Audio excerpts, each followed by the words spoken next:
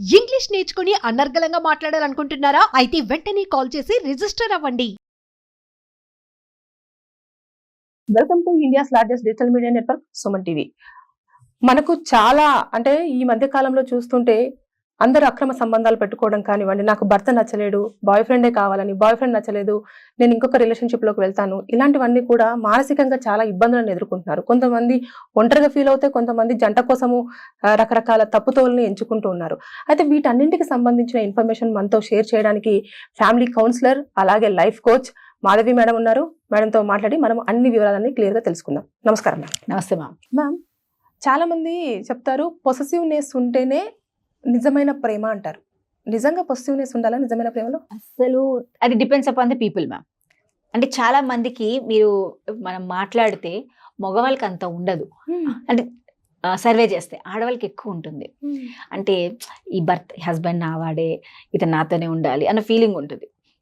చిన్న ఎగ్జాంపుల్ తీసుకుంటా దీనికి. ఏంటంటే రీసెంట్గా ఐ వాజ్ దేర్ ఇన్ ఒక మీటింగ్కి వెళ్ళాను. ఆ మీటింగ్లో ఏమైందంటే లైక్ నేను ఎక్కడికైనా ఏదైనా మీటింగ్స్కి వెళ్తుంటే I going on message to my husband. Okay, so I have reach so and so, నేను ఇప్పుడు ఇక్కడ కూర్చున్నాను, నేను ఒక 1 hourలో మళ్ళీ బయలుదేరుతాను, అప్డేట్ చేస్తాను. ఎందుకంటే నేను ఎక్కడున్న సిచ్యువేషన్ బికాజ్ నేను ఎక్కడికో నా మీటింగ్స్ అంటూ వెళ్తూ ఉంటాను. సో నాకు బస్సు ప్రాబ్లం ఏదైనా, క్యాబ్ ప్రాబ్లం ఏదైనా వచ్చినా కూడా ఐ విల్ టెల్ హిమ్ నేను బలానా చోటు వస్తున్నాను, మీరు కుదిరితే అక్కడికి వచ్చేసాయి నన్ను పికప్ చేసుకోవడానికి చెప్పేసి నేను కంటిన్యూస్ మెసేజెస్ ఇఫ్ నైట్స్ అయితే. ఎందుకంటే మనకి ఆ టైంలో దొరకవు కార్లు, ఇవన్నీ మన క్యాబ్స్కో తొందర బుక్ అవ్వవు కాబట్టి. అయితే నేను చేస్తున్నాను. అయితే నా పక్కన ఉన్న ట్రైనర్ అసలు ఆయన అంటే ఆయన కూడా నాతో పాటు ట్రైనింగ్స్కి వచ్చారు, ఇద్దరం కలిసి కాబట్టి అందరం ఉన్నాం. బట్ కొంచెం మనకి ఒకటే ఏరియాలో ఉన్నాం కాబట్టి అనిపించి నేను అడిగా, ఏం సార్ మీరు మేడంకి మెసేజ్ చేయరా బలానా చోటు ఉన్నాను ఇదంటే, ఎందుకు మేడం నాకు అవసరం లేదని అన్నారు. అయితే నేను సరేలే, ఇప్పుడు ఎవరి ఆలోచన వాళ్ళకు ఉంటుంది. Because my husband also will not message to me. But ఆయన ఎప్పుడైనా ఇన్ఫర్మేషన్ ఉంటే, ఇంపార్టెంట్ ఉంటే హీ విల్ మెసేజ్. బట్ నాకేంటంటే ఇది పొజిటివ్నెస్ కాదు కదా, ఇది నా బాధ్యతగా నేను చేశాను. కానీ అక్కడ ఏమనిపించింది, కొంచెంసేపాక మాట్లాడాక నేను అన్న, కాదు పాప మీ భార్యకి తెలియాలి కదా మీరు ఎక్కడున్నారో, కొంచెం అప్పుడప్పుడు అందరూ మెసేజ్ చేస్తున్నారు, మీరు కూడా ఒకసారి కాల్ చేయించు కదా అంటే, అప్పుడు ఆయన ఒకటే మాట అన్నా, నాకు నచ్చిన పాయింట్ అది. ఓకే మేడం, ఇది నా టైము, ఇది నా స్పేస్. ఈ టైంలో ఆవిడ నన్ను అడగదు, నేను ఆవిడని అడగను. ఆవిడ ఏ ఫంక్షన్స్కి వెళ్ళినా, ఎక్కడికి వెళ్ళినా, వాళ్ళ పేరెంట్స్ ఇంటికి వెళ్ళినా నేను అడగను. ఎందుకంటే ఆ టైం ఆవిడది. Let her be there. అంతేగాని ఏమండి మీరు వస్తున్నారా, తిన్నారా అని ఆవిడ నాకు మెసేజ్లు పెట్టదు, నేను పెట్టను. అండ్ దీని క్రియేటింగ్ ఏంటంటే, దీన్ని మీరు ఏమంటారా నన్ను అన్నారు. నాకు అది చాలా నచ్చిన పాయింట్. అంటే when we have a proper understanding, ఈ పాజిటివ్నెస్లు ఇవన్నీ పనికిరావు. ఆ పాజిటివ్నెస్ గురించి అంటే మనం ఏమనుకుంటాం, ఇదంతా నాది, నా వాళ్ళతో నాతోనే ఉండాలని ఎప్పుడే మన ఫీలింగ్ ఉంటే, మీరు ఎక్కడికి వెళ్ళినా ఏం చేశారు అంటే ఈ ఇన్ఫర్మేషన్స్ ఎక్కువ మనం పాస్ ఆన్ చేస్తూ ఉంటాం. ఒక రెస్పాన్సిబిలిటీగా మీరు మెసేజ్ చేస్తే అర్థం ఉంటుంది. బట్ ఈ ఫీలింగ్తో మనం ఎప్పుడైతే చేస్తాం కదా, చాలా ప్రాబ్లమ్స్ వచ్చేవి ఇక్కడ. ఎందుకంటే చాలా వరకు అబ్జర్వ్ చేస్తాను, చీటికి మాటికి, అమ్మా ఇవాళ నాకు ఫోన్ చేయలేదు పొద్దున. నాకుండే వాళ్ళు మనం చూస్తూ ఉంటాం కదా జర్నీలో, ప్రతిరోజు హస్బెండ్ ఫోన్ చేయాలి 11:30కి, ఏవే నేను టిఫిన్ తిన్నాను, నువ్వు తిన్నావా లేదా. ఓకే, ఇది ఒక క్వశ్చన్. ఆ రోజు ఆయనకి రాలేదనుకోండి, ఇంక ఈవిడికి పని అయిపోయింది, నాకు ఈ మెసేజ్ చేయలేదు, నా మీ ప్రేమ తగ్గిపోయింది, దీనికి నన్ను పట్టించుకోవట్లేదు. ఇలాంటి ఎగ్జాంపుల్స్ నేను చాలా వరకు చూసినప్పుడు నాకే అనిపిస్తుంది, ఇంత పాజిటివ్ ఉంటే the cannot survive in the society. ఎందుకంటే ఎవ్రీ టైం ఆ మనిషిలో ప్రేమ ఉండాలి, నీకు ఆ ఎఫెక్షన్ ఉండాలి తప్ప ఈ పర్టికులర్ థింగ్స్ ఎప్పుడైతే మన మైండ్ పట్టుకొని కూర్చుంటామో, ఏ టైంలో నీకు జరగకపోతే చాలా బాధపడిపోయి మీ డిప్రెషన్కి వెళ్ళే స్టేజెస్ కూడా వచ్చేస్తూ ఉంటాయి జనాలకి.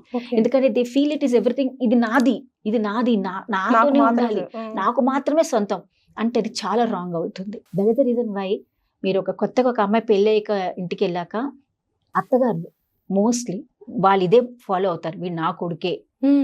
ఈ ఫీలింగ్ ఉన్న వాళ్ళు వాళ్ళ చాలా ప్రాబ్లమ్స్ వస్తాయి వైఫ్ అండ్ హస్బెండ్లో. వాళ్ళంటి వాళ్ళు చాలా డైవర్స్ కూడా తీసుకుంటారు. ఎందుకంటే వీడు నావాడు, నా కొడుకు, నాతోనే మాట్లాడాలి, నాకే చెప్పాలి, ఈ అమ్మాయితో చెప్పకూడదు. ఇప్పుడు ఈ అమ్మాయికి ఏమవుతుంది, నేను భార్యగా నాకు చెప్పాలని ఈ అమ్మాయి కూడా ఫీలింగ్స్ ఉంటాయి, కానీ అది చెప్పనీయదు. తల్లి అంటే మీరు అనేది వైఫ్ అండ్ హస్బెండ్ నేను కాదు ఇక్కడ, ఈ ఫ్యామిలీ పాజిటివ్నెస్ కూడా చాలా డేంజర్స్. దీనివల్ల ఆవిడ ఎక్కడికి వెళ్ళి మీరు చెప్పేళ్ళాలి. దీనివల్ల ఏమవుతుంది తెలుసా మ్యామ్, నేను చూసింది అబ్జర్వ్ చేసింది ఏంటంటే, వైఫ్ అండ్ హస్బెండ్ సినిమాకి వెళ్ళాలంటే కూడా తల్లికి చెప్పలేరు, భయపడతారు.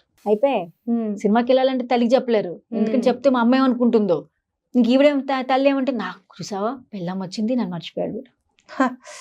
This is what happening in a relationships. ఒక relationship when you understand your responsibility and roles తీసుకుంటే ఈ పాజిటివ్నెస్ తగ్గిపోతుంది. You have to carry the responsibility what you are. అప్పుడు ఇది తగ్గుతాయి. బికాస్ న్యాచురల్లీ మిమ్మల్ని ఎవరు విడగొట్టే వాళ్ళు లేరు ఇక్కడ, మీ ఇద్దరు భార్య భర్తలే. భార్య భర్తలే. కాకపోతే అంటే ఎక్స్పెక్ట్ చేస్తారు కదా మేడం, మీరు అన్నట్టుగా ఏ రిలేషన్షిప్ లోనైనా సరే నేను ఇచ్చాను, నాకు కూడా కావాలి అన్నది ఉంటుంది. Correct. మీరు ఇందాక చెప్పినట్టుగా సార్కి ఆ స్పేస్ అనేది ఇంపార్టెంట్ కాబట్టి ఆయన వదిలేశాడు. కానీ లవ్ చేసే వాళ్ళే మనల్ని పట్టించుకోకపోతే అది కొంచెం మనం లోన్లీగా ఫీల్ అవుతాం కదా, అవ్వమంటారా? కరెక్టే, అది ఇద్దరిలో బట్టి. అది నేను చెప్పా, క్లారిటీ ఆఫ్ ఇన్ఫర్మేషన్ ఇద్దరిలో ఉంది కాబట్టి జరగలేదు. నేను సార్ కానీ మేడం కూడా చెప్పాను, వాళ్ళ మిస్సెస్ కూడా ఉంది అది. అంటే he has given the space to her also. అది అటు బోత్ సైడ్ ఉంటే, Both ఒకవేళ సింగిల్ సైడే ఉంటే పరిస్థితి ఏంటి అని. ఇప్పుడు ప్రాబ్లం అదే వాళ్ళకి ఎక్స్ప్రెస్ చేయాలి. ఇప్పుడు మీరు అలా అన్న వాళ్ళు కూడా చాలా మంది ఉంటారు. ఇప్పుడు ఇదే సిచ్యువేషన్ ని మనం విడిగా తీసుకుంటే ఏముందిలేండి, నా టైం నాది, నాకు అవసరం లేదండి అంటే అక్కడ ఆవిడ బాధపడుతుంది. చూసావా, నేను ఇంత ఆయన కోసం ఎదురు చూస్తున్నాను, నాకు ఒక్క మెసేజ్ నాకు పెట్టట్లేదని అక్కడ ఆమె బాగా ఫీల్ అవుతుంది. So when you start this spite of expectations, when you start feeling కదా, చాలా ప్రాబ్లమ్స్ వస్తాయి మనకి. ఓకే. సో వచ్చే ముందు ఇది చెప్పాలి, అంటే అడగాలి. మనం అడగం. ఇప్పుడు నేను ఆ ఎగ్జాంపులే తీసుకుంటా.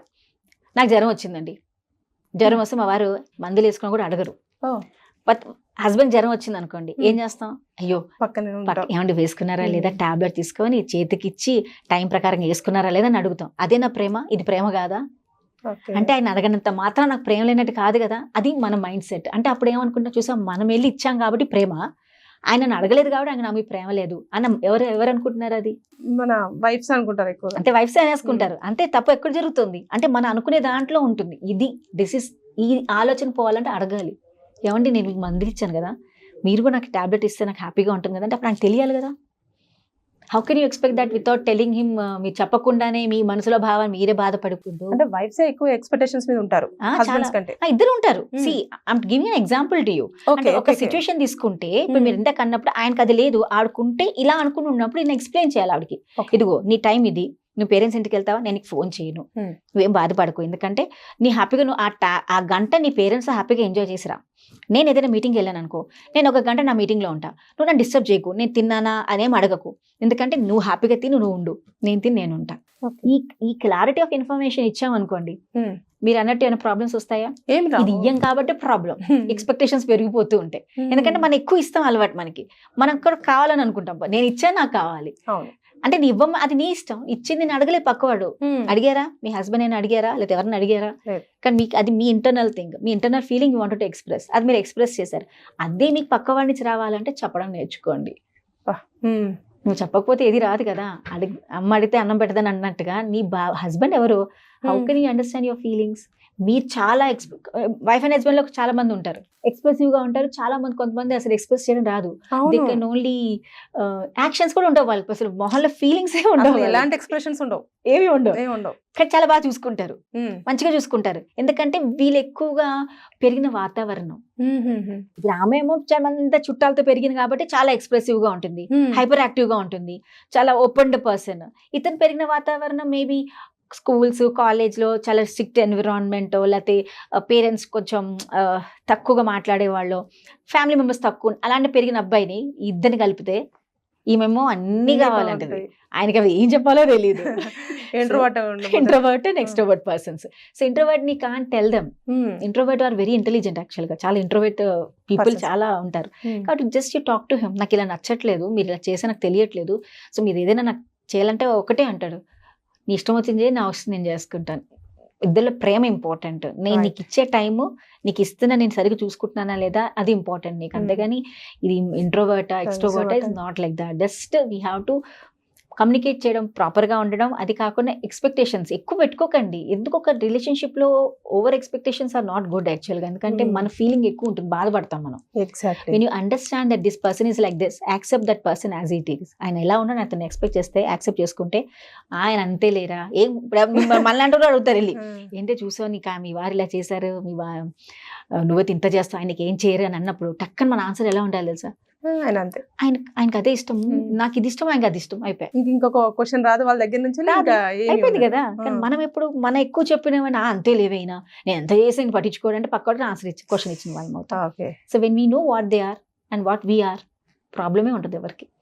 సో ఆయన తెలుసుకొని దాన్ని మనం మార్చుకుంటే ఉంటేనే కాకుండా కొంతమంది ఎక్స్ప్రెస్ చేయొచ్చు, కొంతమంది ఎక్స్ప్రెస్ చేయకపోవచ్చు. కాబట్టి మన ఇద్దరి అండర్స్టాండింగ్ తోటి, అంటే వైఫ్ అండ్ హస్బెండ్ అండర్స్టాండింగ్ తో ఉంటేనే ఏ రిలేషన్ అయినా హ్యాపీగా ఉంటుంది అంతే. Thank you.